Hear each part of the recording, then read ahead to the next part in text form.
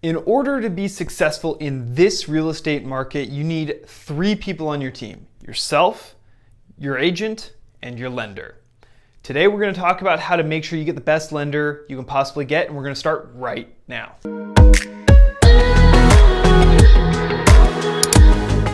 Hey, welcome back to the channel. My name is Hans Struzyna with the Gunderman Group at Keller Williams Luxury International, and today we are talking about the 5 questions you absolutely need to ask your lender in order to make sure that you're adding the best possible person onto your team. Now, what we're going to go through are some things that I have realized about lenders, because frankly, just like agents, they're not all created equal. A loan is not just a loan. It matters who has the loan, who services the loan, who underwrites the loan, all that kind of stuff. And you need to know what questions to ask so you can confidently move forward into this marketplace and be as competitive as possible. Now, when you get some value out of this, of course, hit the like button and subscribe to the channel because I put out weekly content just like this to help you succeed in the East Bay real estate market. Tips, tricks, ideas, anecdotes, advice like this video, all that kind of stuff on a weekly basis, so make sure you hit subscribe. So without any further ado, let's get into these 5 questions. Question number 1 that not that many people think to ask because they don't even think about it is, what percentage of your lender's business is done on a purchase or a refi basis? Now, in the last handful of years, refis have been an all-time high, and that's why appraisals in particular have taken so much time, because rates went down and everyone wanted to get a lower rate. And so a lot of lenders were doing substantial amounts of business and were touting that they were doing, hundreds of millions of dollars of loans every single year for the last couple of years.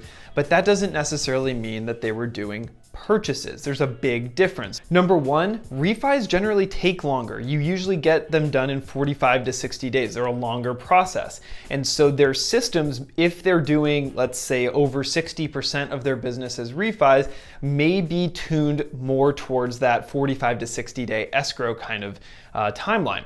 Now, when you're looking at a purchase option, obviously it's a much faster target. 21, 25 days, definitely under 30 is the norm here in the East Bay. So if they're doing the majority of their business, even 60, 70, 80% as a refi, and that's what their systems and their processes and their team is set up to handle, they may not be a good fit for you to be able to close quickly in a very competitive bidding situation. So just make sure you understand what the makeup of their business is and what their trajectory has been. Now, admittedly, when you ask almost anybody who's a good lender this question, they're going to tell you that the last probably 18 months or so of their business has been unusually high on the refi basis. Most of the producers that I'm aware of are still doing something around 50 to 60% purchase. Some are a little less, but that might be a blip. So make sure you understand what their answer to that question is and why it's so high or so low, because that'll tell you a lot about them and their business and their process. The second question you have to know from your lender before you decide to work with them is who gets into their pool of appraisers. Now, real quick recap, when you get a loan, you have to have a third-party independent person come and measure the property and assign a value to it and support your purchase price. Same thing with a refi. And in that, but it just can't be any appraiser. It has to be someone who's approved through that lending arm and that lending institution they have a relationship with, they hold a certain status of license or whatever. Every lender's got a different approach. Now, what you're really wanting to hear simply is that you've got a very tight, high quality and local pool of appraisers. If they're bringing people in from 60, 80, 100 miles away, it can be really challenging for that person to know all these different markets that they might service in a 100-mile radius.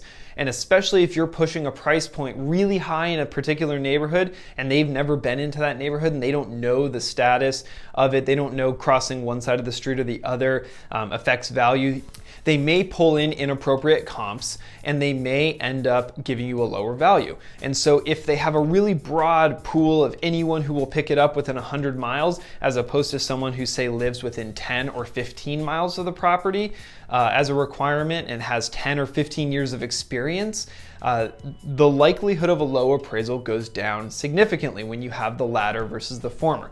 So you really want to make sure you just understand the criteria to get into their appraisal pool. You're obviously not going to know the individual until it's actually picked up and assigned, but you want to know who's going to be getting the order in the first place. What's that profile? What's that avatar looking like, so that you can know, hopefully, that you've got someone local who understands what's going on in that market and can read comps appropriately. The third question that you absolutely need to get answered is, can I get fully underwritten with you? Now, most of the time, you're not going to actually get fully underwritten, like to the second level of underwriting, without a purchase agreement that's ratified. But what you're looking for is, before you go shopping and you start writing offers, that lender has verified all of your income, all of your assets, your debts, your credit score, all of that stuff, collected a full loan application and run you through some version of underwriting. Doing all of that work ahead of time, you want to make sure that the net result of it is the answer to the question, can I responsibly remove a loan contingency if I write an offer at this price? Now, if they say yes, because they've verified everything and assuming nothing changes, and they've run you past their underwriter and so forth and so on, then you can confidently move forward without a loan contingency. If for whatever reason they're not willing to do that, that is going to hinder you, because it's not then safe to remove a loan contingency unless you have a large down payment, and you run the risk of potentially losing your deposit if you can't perform on the offer that you wrote. So make sure that they're willing to take you through that whole process. Some lenders don't, but the ones who really know how to succeed in this market absolutely will. And make sure you understand what you're getting when you get that letter from them, because the listing agent and the seller are going to scrutinize that letter, are going to call that lender on the phone and say, where are they in the process? And you want to make sure that you are solid and they have you really tight, really approved and ready to go. All you need is the house. The fourth question that you need to have answered when you're interviewing your lender is, who is doing your underwriting? Is it someone in your office physically where they can go walk down the hall and go talk to that person? Do they have a personal line to them and say, hey, we need this, or I just got you this new document, did you get it? Or does this file look really clean? And are they in communication with that human being who's actually going to be doing the final approval on your file? There's a few reasons why you'd want this. Number one, obviously streamlining the communication. That's really critical, because if it's going back and forth and into a different department and then it goes in circles around there and it takes a few days to come back, it's going to slow the process down. And if you're under the gun of a 25-day escrow, every day is really important. So make sure you know that. Secondly, if they have that relationship with that person or that team or whoever is going to actually do the underwriting, they can make a phone call. They can probably have a better sense of what is going to be required of them, who is going to be handling the file, and they can give you some level of certainty when you send them documents, but then also know what that underwriter is going to look for. So there's that relationship that's really critical there as well. And finally, the fifth question that you absolutely need to know, which frankly, this is a good one to ask your realtor as well, is who backs you up in the event that you're busy, sick, or on vacation. There's a lot of people out there who are really talented and really good, and then they get busy. And then they get a lot of people asking them for things and wanting to work with them, right?